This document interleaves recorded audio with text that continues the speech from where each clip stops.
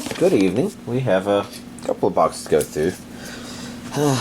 Well, technically 2 boxes and 2 non-box packages. That's gotta be careful with that angle. You know, this is probably good enough as it is, as long as I can get my hand in there.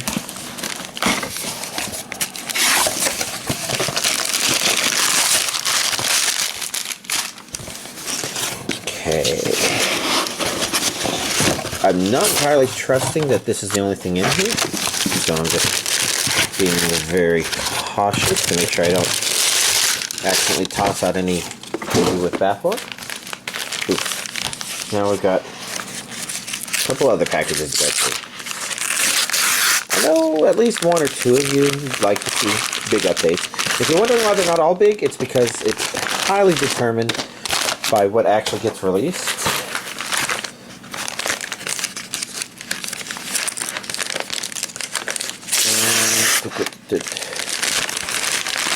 And the end of the month tends to have a lot of stuff because that's when Eastern Star Discotheque gets a lot of their stuff. But this is also, I think, slightly big outside of that. I mean, look, this is a nice big pile.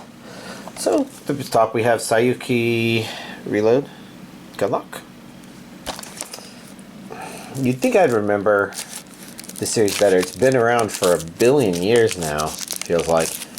And I'm buying these just under the assumption that they never did get released on Blu-ray before. Maybe they did though, and I'm just wrong. Different underneath the cover. That should be an English dub. Yes. But I don't know, I guess I only ever watched the first series. Yes, no, maybe, I don't know. Next up, we have another thing, Tales of Phantasia, the animation, which, again, I'm thinking I only ever got on DVD. Here's a Blu-ray release of it, though.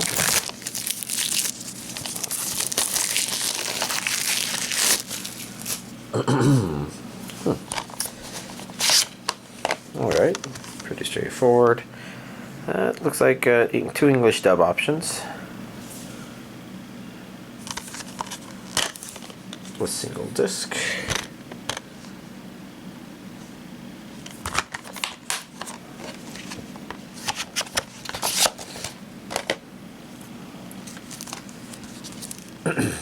Next we have The House of the Lost on the Cape. Sorry, I was kind of looking at those things.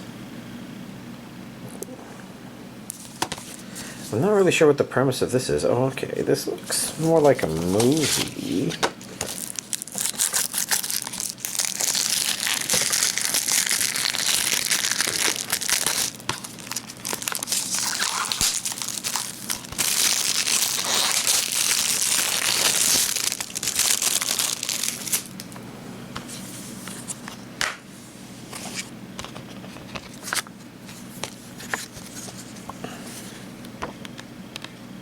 Okay, there was some painted art. Is that painted artwork? I wonder if there's a photo.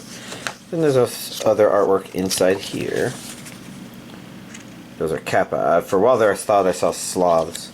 It's really weird. It's not like this is Ice Age. But I think for some reason some of their shape gave that impression. Yes, DVD and Blu-ray versions.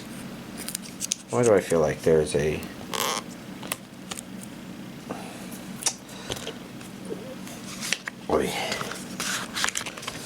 And then the nice cloudy skies on the inside there.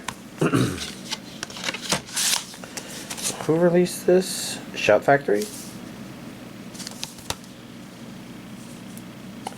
Okay.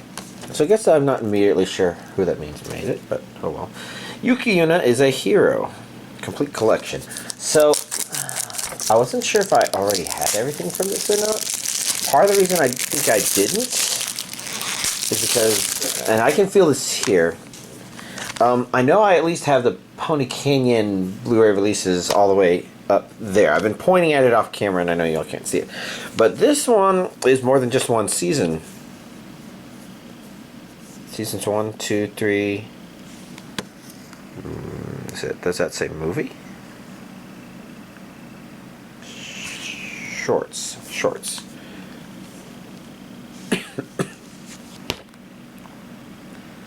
So season 1 has an English dub.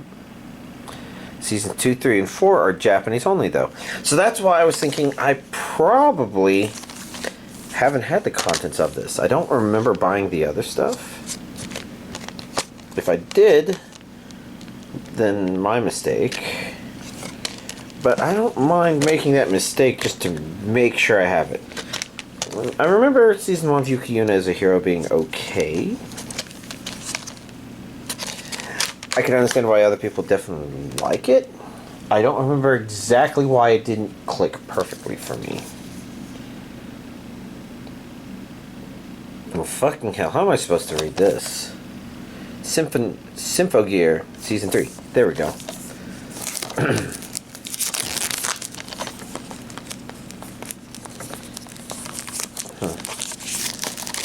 we go. No, same there. That's okay. Japanese with English subtitles only.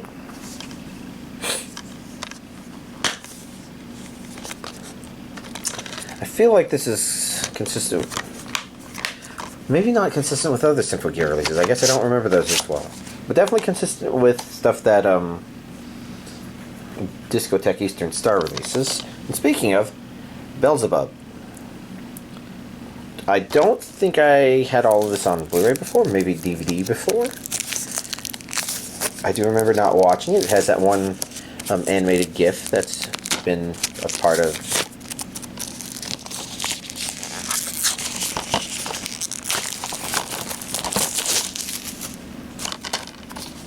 But whatever.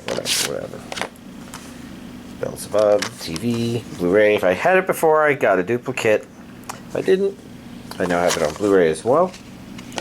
Why am I doing this without opening it? And what is this sticky thing here? Just making sure there isn't something actually stuck to it that I should unstick. Disc 1, Disc 2. Invertible cover to make it look like that if you want to. Alright, straightforward. Next up we have Urusei Yatsura, the final chapter. Which, if I remember correctly, wasn't the final chapter. I think this was movie 5. But I'm not remembering right now.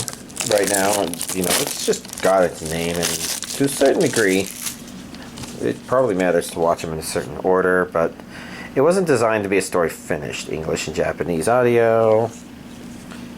And hinges on one simple phrase. Oh. Interesting. Shadowy, starry. Reversible if desired.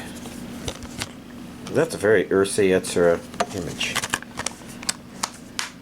I'm trying to think why. Because maybe that was on all the DVD releases, or a lot of the DVD releases, or maybe I remember that from certain openings where they liked to use shapes sort of like that. I don't know.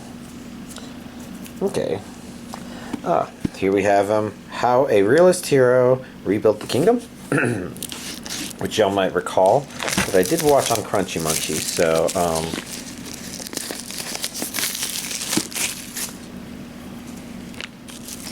felt like something wasn't quite there.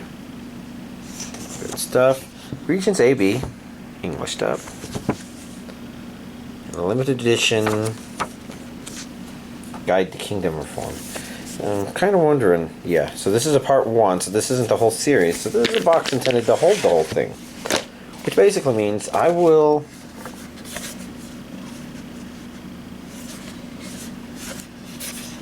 make an attempt to keep this around so that when part 2 comes out, I can show the complete thing.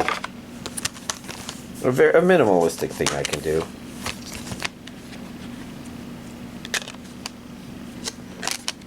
We've got DVDs and Blu-ray discs. Imagery of characters in the background.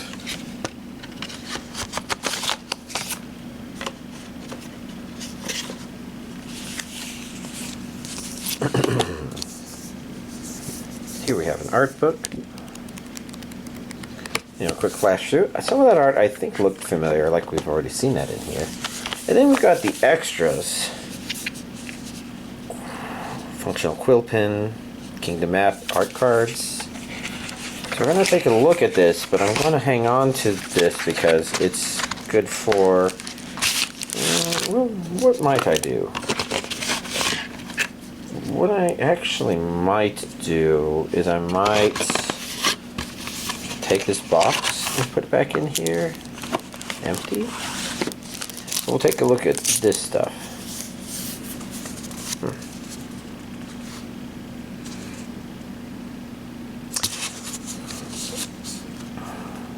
Trying to remember some of these characters. Some of them are becoming more familiar. As in, like, ringing bells. Here's the quill pen. Interesting.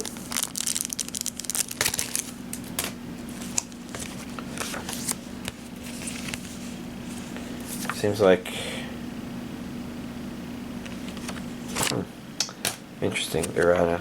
Other stuff. Okay. And then last but not least, we have... I do believe I didn't already have this. I think I might have had the movie version, but I think this is the series version of the Demon Slayer Mugen train arc. Okay. Flunk.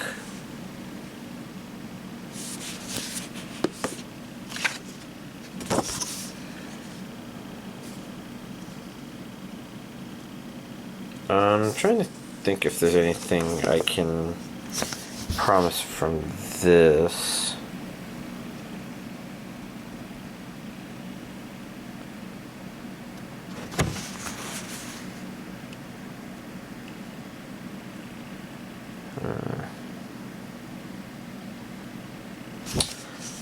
I don't know. If I just missed whether or not that says this is episodes or I'm going to take this and throw that on the floor. Episodes of movie.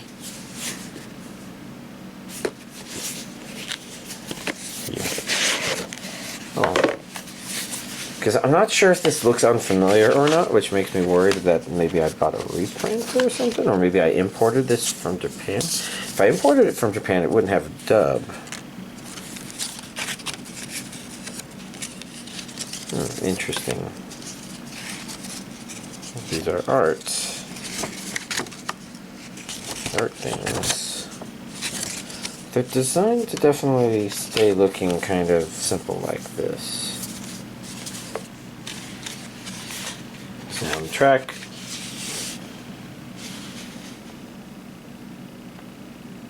Episode 1, 2, 3, 4, 5, 6, 7. Okay.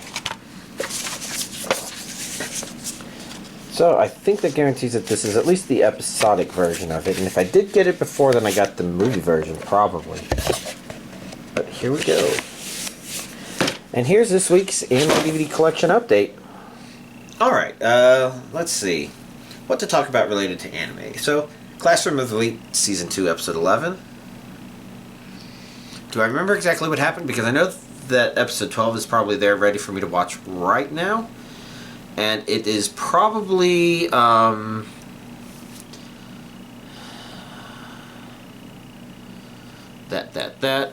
kind of sort of setting it up for some sort of very Classroom of the Elite season finale,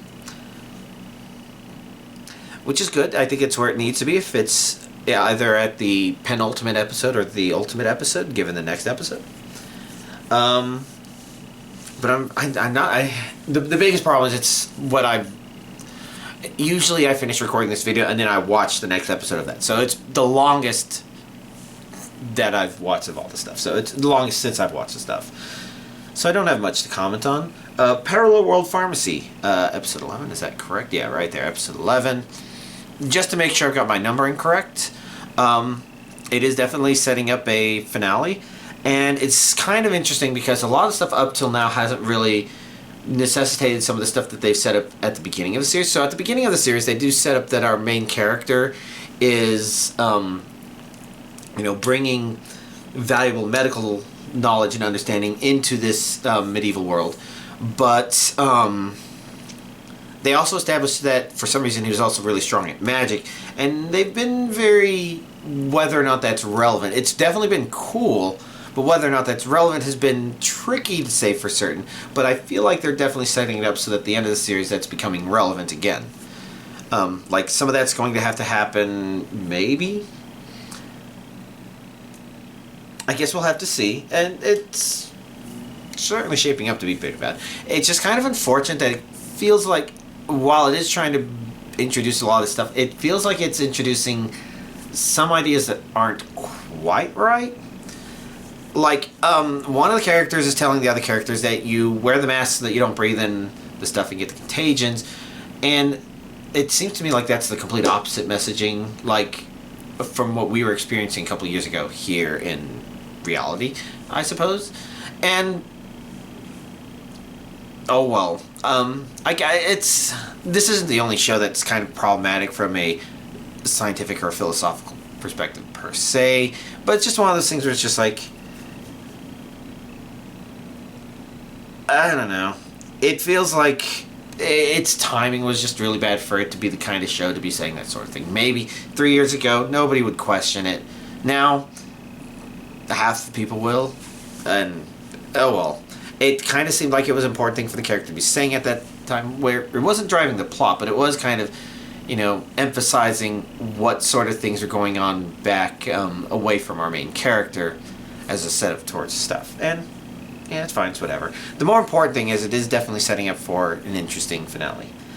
Meanwhile, Overlord Season 4, Episode 11, like I think I mentioned last week, I was very curious about this episode because, I don't know that I've seen Ein get that mad before.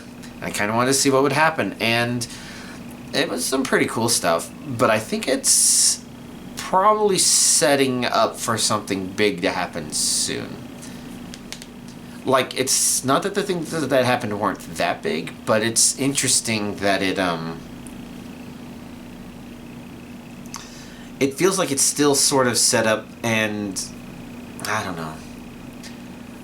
My mind just drew a blank because I was thinking how from last week, among the small gathering of episodes, you know, there was some nice dialogue that happened in there. And I can't remember if there was anything like that I would say was present in this one, other than some interesting interactions, I guess, to say. Things that I feel like are pretty big information.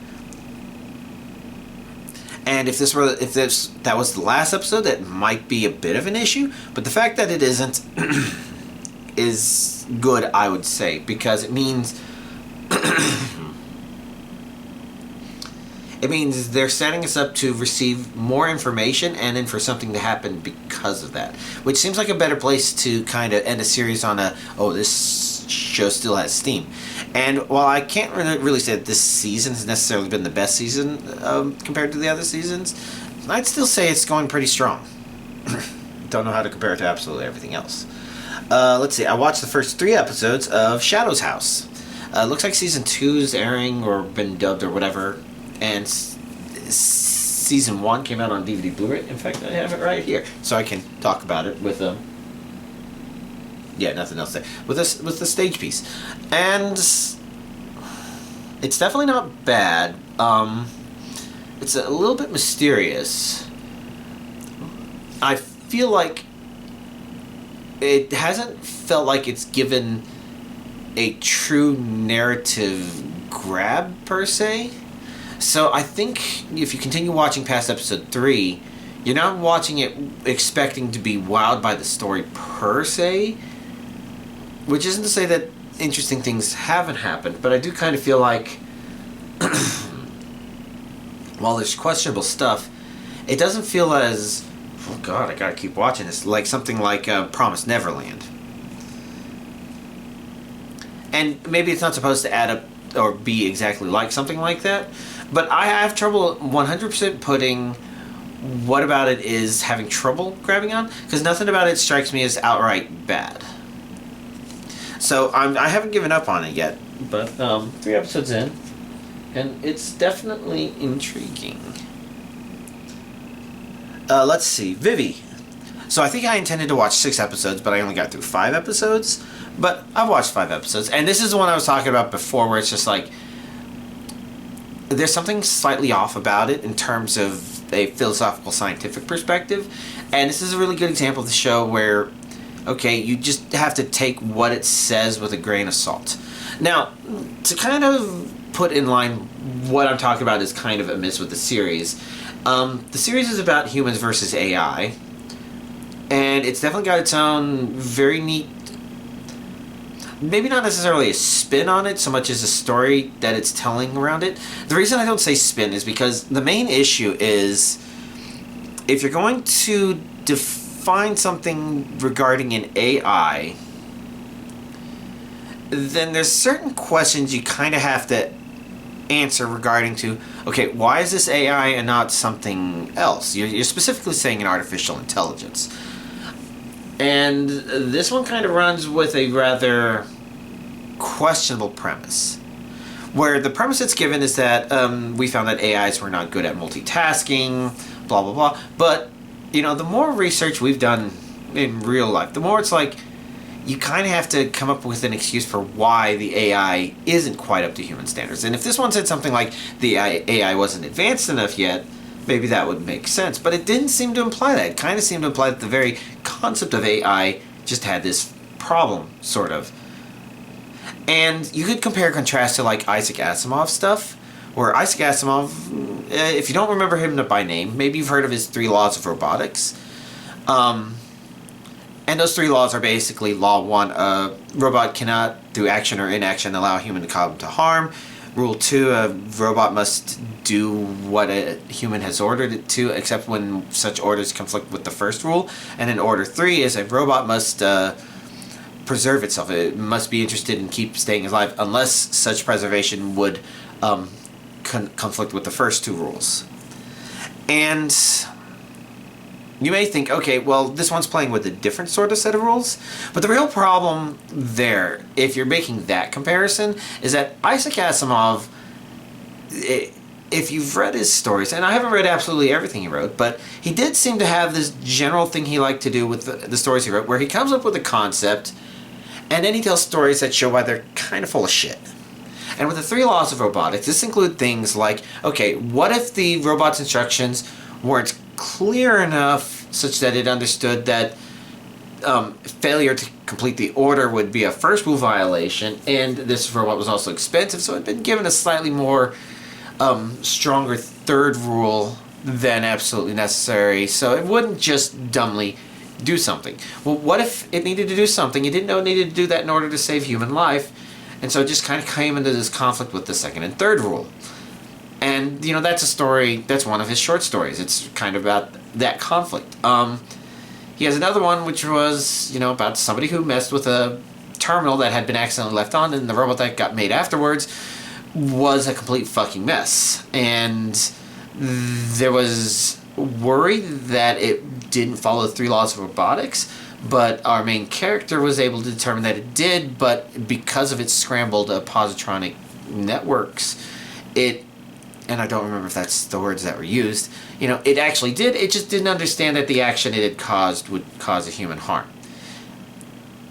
And that story also includes kind of some problems along these lines, but it's at least along the lines of everything that Asimov did, where the robot, for all intents and purposes, this researcher who never could, you know, create a family of her own because she was just too into her own work, into robotics in general as a concept, kind of started treating this robot as a baby, and the robot baby kind of as her mom, its mom. And so when you get back to this show isn't exploring what it means for the AI to be that. It just seems to be something where it's kind of an excuse to have them have a single-mindedness, but at the end of the day, they have a tendency to do things that are like, that's kind of pretty, but it's not really an AI thing to sort of do. And if you really want a good contrast with that, there's a movie that I don't think a lot of people liked called AI. And the premise of that one was just that, okay, yes, we are trying to make AI more human, but there's this uncanny valley where they don't quite behave or think right, but they could still kind of have goals that they were programmed with along those lines, and maybe they kind of sort of evolve a little bit. Like, the reason that movie is kind of interesting is because that evolves a little bit concept still keeps them somewhat uncanny valley, where you can kind of feel like, okay, these are AIs that weren't designed to become that advanced, that they're unintentionally exploring becoming that advanced or something. And Vivi doesn't seem to be that either. So you kind of have to take it as it is. And, there's beautiful things happen. So, like, when an android, cries... Android. When a robot and when an AI cries, we're supposed to understand that there's an emotional thing there. But in reality, well, for starters, if we designed something to be more like us, there wouldn't be any reason to think that these emotions wouldn't be there. And for all intents and purposes, wouldn't actually be genuine, because we think of emotions as, oh yes, robots can't have emotions. But the truth of the matter is that emotions are kind of what drive our own biological AIs. And so the more we try to make something like us, I think the more emotions that they would need to experience. So like you might say, oh, then why would we want to make one angry? Well, maybe we would be intentionally trying not to allow them to get too angry, but we would want them to get frustrated because they want to try to do something, and we need to give them, it needs to be something that motivates them to maybe find a different or better way to do something that they're failing to do. If possible, we would probably want to find out how we can make sure they're empathetic, so that if they see a human as in pain, then for them that is registered as a pain mirror neuron fashion, so that they then don't want to do that either. These are things that make sense for us to try to build, and from a logical standpoint, there's no reason to think that if we keep making AI that's more and more advanced, that actually starts doing things like basic reasoning, there's no reason to think that it couldn't just be like us. Right? There's no reason to believe that there's anything actually special about us in that regard. We're definitely very advanced. We have a lot of reasons that we've been able to get this far. But we don't have anything that says for certain, okay, an AI wouldn't do this. So from a storytelling perspective, it makes sense to ignore that and play it, I guess, because then it just feels like it's movie AI and not a real AI. And there's something about this series and just kind of the quality of its work that makes you want to think it's deeper than that. But at the end of the day, you just have to kind of think of it as pretty good storytelling. You can think of it as sort of like the problem where Data from Star Trek The Next Generation, he could not use contractions, which makes absolutely no sense, unless you're trying to say that he can't fucking learn. Because if he can learn, then he should be able to learn how to adjust his speech. If he could learn to speak other languages, he could learn to adjust the language he does know. There's no reason to think that his language would be constructed such that he could only do that. It raises questions about what would actually be possible. Is Data not really in a sentient life form? He was just programmed with so many hard-coded responses that he seemed pretty thorough. And I think a lot of us would agree that the answer is no. And it's one of those things where you just ignore that when you watch Star Trek The Next Generation, when it has to use it for an important story plot because of Data's brother lore. You kind of go, I don't know.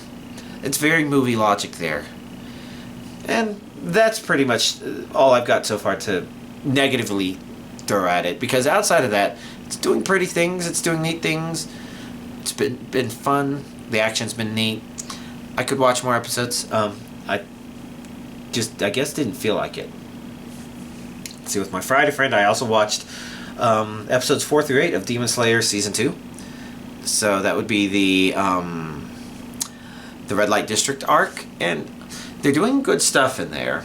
Although some of it I do worry about in terms of slightly contradicting ideas that it was playing with in a way that makes me worry about, okay, yeah, well, the story started establishing this wasn't that important, but now it kind of is, and now we have to question some of the moral agreement we've done with our main character up to this point.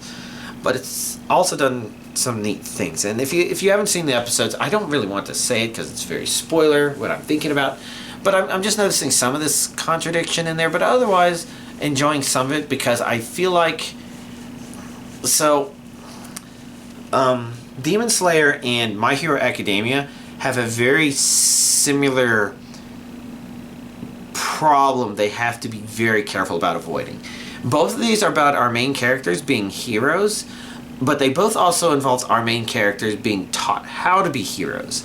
And there's something very not heroic about that as a concept, which means if you're going to have that in there, you kind of have to figure out how to get above and beyond that, which I feel like both series do. My Hero Academia, I feel, does it way better than Demon Slayer, especially with the season 5 stuff, and it's really establishing that there's truly new territory kind of being gone there. So this isn't, oh yes, this character learned how to follow the laws of society, and because he now knows how to cross a light when it's green after looking both ways, he is now the ultimate street crosser. It feels self-contradictory if it is that. So I feel like Demon Slayer is staying slightly above that. It's not far enough away that I can't say it's going to continue to feel disappointing, because at the end of the day, you need our main character to feel like there's something heroic about them being present. And they had it a little bit stronger earlier on. Even though there were characters that were more powerful than him, there were things that he was kind of bringing to the world that were like, that's a different way of approaching things, and that kind of feels a little more heroic. But if they make it where he can't really do those things because now, oh, we're showing off all these other characters that are way more cool, look how cool this character is, then all of a sudden it's undermining that idea. And again, this season is still on shaky grounds there. I feel like above it, but I'm worried. Let's see, I watched Miroku-chan, season 1, episodes 1 through 3. Right now, I can't understand why it's rated as highly as it is. It's not that it's unwatchable. I think actually part of the problem is it's not very, at least the first 3 episodes, excuse me, the first 3 episodes aren't very, what's this thing I'm doing where I'm watching things in rapid succession? I forget. I knew the word, and y'all probably already are telling me, hey, Giga Frosty, it's blank. But I'm forgetting. The point is, I guess, if you're watching 1 episode a week, it may actually be a lot better than it is just trying to watch these episodes back to back. The main problem is, so like, our main character is seeing these things, and these things look kind of, they look very neat in a gruesome way. But the problem is, the danger doesn't feel real. And what I mean by that is you kind of have to substitute your own thoughts in there, because for the most part, the fact that our main character can see these things is already an aberration from, I guess, the normal state of things. And while it's following a sort of normal horror story sort of trope, the main problem is it isn't actually establishing that the full trope is there. This would be a bit like our main characters seeing a long-haired ghostly girl crawl out of a TV, but then they run away and they never see her again. It's like, okay, that imagery was kind of spooky because the original imagery was kind of spooky, but now this show is kind of establishing that the danger isn't as dangerous as the original thing was, so it doesn't feel as dangerous. And this show is completely failing to establish any sense of real, actual threat to these. Just really neat, horrible, disgusting-looking things. And the problem on top of that is that the majority of these 3 episodes are basically our main character just going through life normal, and it's not a particularly exciting life. You know, if she wasn't seeing these things, I think people would be asking, why am I watching this at all? But she does, and so those are sort of supposed to be the point, but the show spends a lot of time just having the main character just kind of stop, stare at nothing, and maybe she does something interestingly different to kind of play off the fact that she's pretending she can't see this thing, but it doesn't feel different enough for me to say this series would be rated as absurdly high as it is. In fact, at the end of episode 2, I would have said that it was just completely bad in that way if it wasn't for the fact that the end of episode 2 and the very end of episode 3 at least give us little strings that say, yes, there is something more kind of going on here, and this isn't just us redoing the first episode 12 episodes at a time. So I'd say the series feels like it has a very weak beginning. But I am definitely curious to see if it does anything more with that, especially given its rating. Otherwise, I kind of have to wonder why people like it so much. I can understand why people don't hate it. It's not bad. It's just... It doesn't... So far, it doesn't feel like it's given me something that gives me a lot of hope that the next episode's going to be great. And I guess as a perfect example of this, let's go on to the next anime episode I've watched, which is Spy Family, Season 1, Episode 13, which is, the first episode of the new line of episodes that started running. And it's a fucking great episode. I watched this, I'm like, man, why did this series go away? I'm glad it's back. If I were to kind of levy any kind of complaint against this episode, it would just be that, it had great Anya moments, it had great Yor moments. I even like the new dog, Mr. Dog? Mr. Ruff? I don't even know that we have an official name for him yet. And Lloyd is the only person who hasn't done anything super Lloyd. He's done some good Lloyd stuff in this episode. And it feels like it was more set up for episode 14 stuff, where he does some more awesome-y Lloyd sort of stuff. But, again, you go back to all the other characters, and there's still great things from all these other characters, so it's almost... And there's this new dog that they're introducing is turning out to be actually pretty fun. It's not just, oh, here's dog, and here's a... You just have to look at the screen and say, aw, it's doggy. It's more than that. There's some good interactions between the characters going on here that makes it fun and engaging. So this is a really good example where just this one episode feels like I've been given something that feels very Spy Family, but doesn't feel like they're just retreading the same ground. They're playing around with new mechanisms in clever, very well thought out ways. I feel like these are the same characters that I started watching this series for. And it's a really good example. Now, to be fair, this is the 13th episode in this series, and, the previous one, I was just talking about the first 3 episodes. Not everything can be executed perfectly. But Spy Family seems to be pretty fucking close. I mean, I could think of little things that are like, oh, this is a little imperfect, I didn't care as much for this, but still had great moments all throughout it.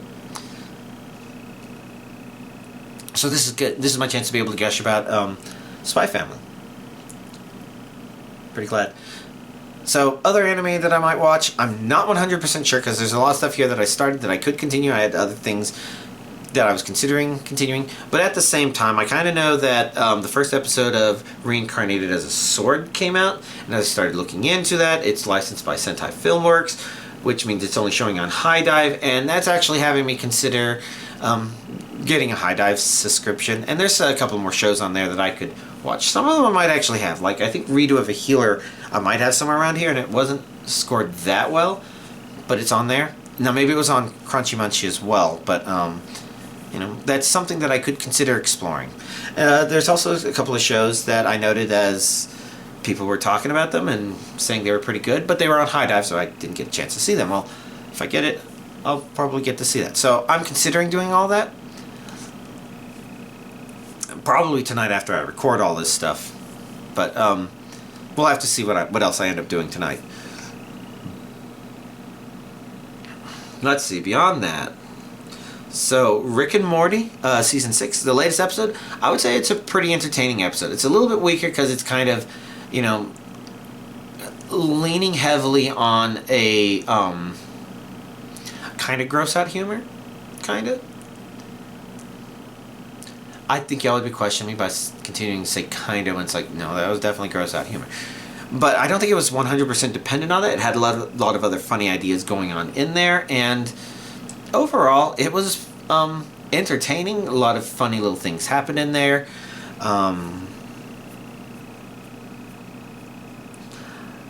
I guess some people wonder, because this is a Jerry Rick episode, how this compares to the previous one. I'm not sure. I do know that I do appreciate the fact that it keeps things simple and not this escalating to some sort of super crazy levels of Rick and Morty stuff, which again is entertaining, but I do like it when they have simple ideas and they play around with those simple ideas. And this felt like along those lines. Yeah, they did do that. That was kind of funny. So, it's an okay episode. Probably not the strongest of this season. Other people might disagree, but, you know, for me, I felt like it wasn't the strongest of the season, but I still feel like the season is still in good hands. I'm enjoying what I've seen. And I really should show my parents the Asteroids, the video game thing.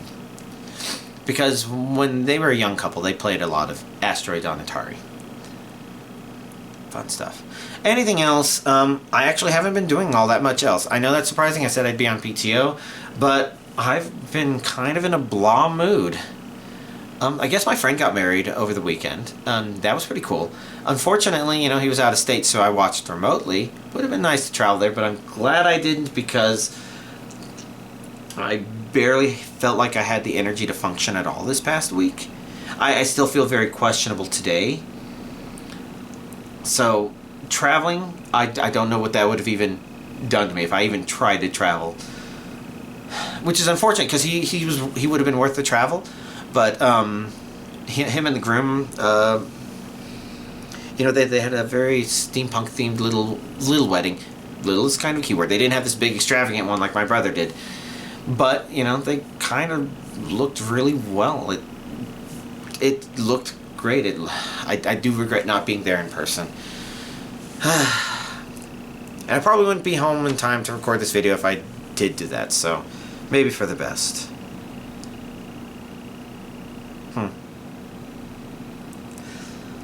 Oh well. My brain's starting to drift off. I should probably see if that Drano stuff, it's not called Drano, but I forget what it's called. I should see if that unclogs the sync and get this video processing. Y'all have a nice week.